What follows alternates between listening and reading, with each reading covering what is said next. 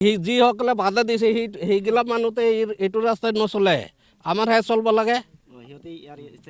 ইয়াৰ area নহয়, ইয়াৰ মানুহ নহয় সিহঁতে।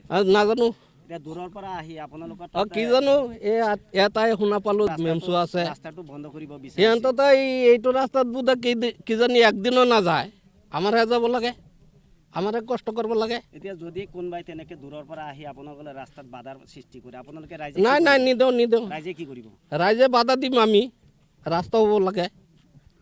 দুৰ্নীতি কৰা বুলি কৈছে, তেওঁলোকে ইয়াতে আহি ঠিকাদাৰক লগ ধৰিছিল, ঠিকাদাৰক কৈছিল যে কিবা পইচা পাতি কথা কৈছিল, তেওঁ অমান্তি হোৱাত এতিয়া আকৌ বিদ্ৰোহ কৰিছে। গতিকে ৰাইজেতো বিদ্ৰোহ কৰা নাই, তেওঁ সংগঠনৰ ল'ৰা, গতিকে তেওঁৰ কথাত আমি ৰাইজে নামানো।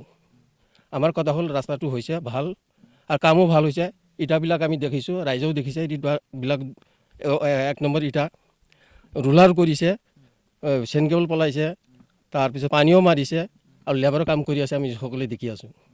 গতিকে এইটো ৰাস্তাত সিহঁতে যদি কিবা দুৰ্নীতি আছে ঠিকাদাৰক ক'ব লাগিছিল বা ডিপাৰ্টমেণ্টক ক'ব লাগিছিল, অকলে ফটো মাৰি দিয়াটো আমি নামানো। আৰু এইটো আমি নস্বাত কৰিছোঁ আৰু আমি আমাৰ MLA ছাৰক ধন্যবাদ জনাইছোঁ, ইমান দিনে পৰি থকা ৰাস্তাটো আমাক কৰি দিলা, তেওঁক আন্তৰিকে ধন্যবাদ জনাইছোঁ।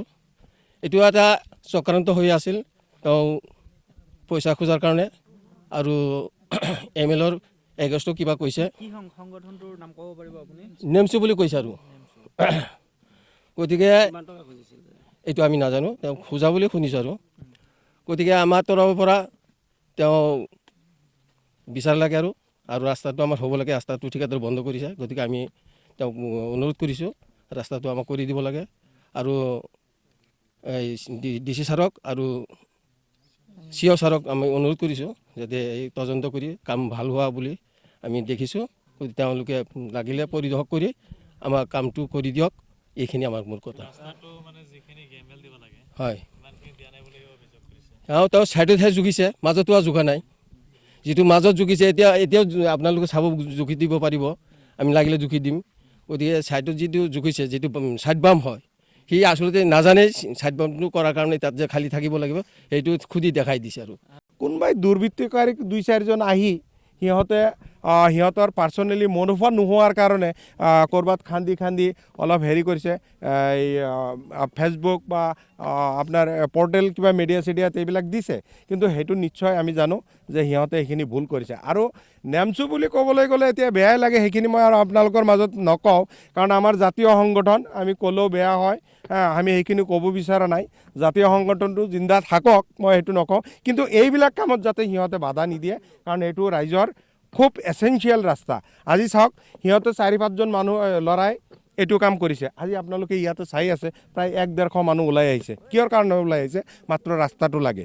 এই বিধায়কজনে যে এই চেংচনটো দিছে, তাৰ কাৰণে আমি বিধায়কক অশেষ ধন্যবাদ জ্ঞাপন কৰিছোঁ, যে এনেকুৱা ৰাস্তা যদি এই আমাৰ যিজন ঠিকাদাৰে বনাই আছে, এনেকুৱা ৰাস্তা যদি আৰু 2-4টা আমাৰ বিধায়কে দিয়ে, আমি ক'ম যে নেমচু, আমচু আৰু যদি মোচা কোনোবা আছে বা আচু কোনোবা যদি আছে, সিহঁতক মাতি আনি সিহঁতক ভৰিত ধৰি হ'লেও আমি এই কামখিনি কৰাই ল'ম, যে আপোনালোকক কোনো ধৰণৰ ডিষ্টাৰ্ব দিব নালাগে। পাব্লিকৰ যিখিনি তাৰমানে যিখিনি বেনিফিট হয় ৰাস্তাৰ ক্ষেত্ৰত, সেইখিনি আপোনালোকক কৰিবলৈ দিবলৈ আপোনালোকক অনুমতি দিব। কোনো ধৰণৰ পেপাৰ পত্ৰিকাত এইবিলাক লিখা মেলা কৰিব নালাগে, যিহেতু এইটো আপোনালোকে ভালদৰে জানে, MG এনৰেগাৰ পইচাটো পাইপলাইনত সোমোৱাৰ পিছত 6 মাহতো হ'ব পাৰে, 2 বছৰ পিছতো পইচা হ'ব পাৰে, কিন্তু ৰাস্তাটোতো লগে হৈ আছে, সেইখিনি আপোনালোকে চিন্তা কৰিব লাগিব।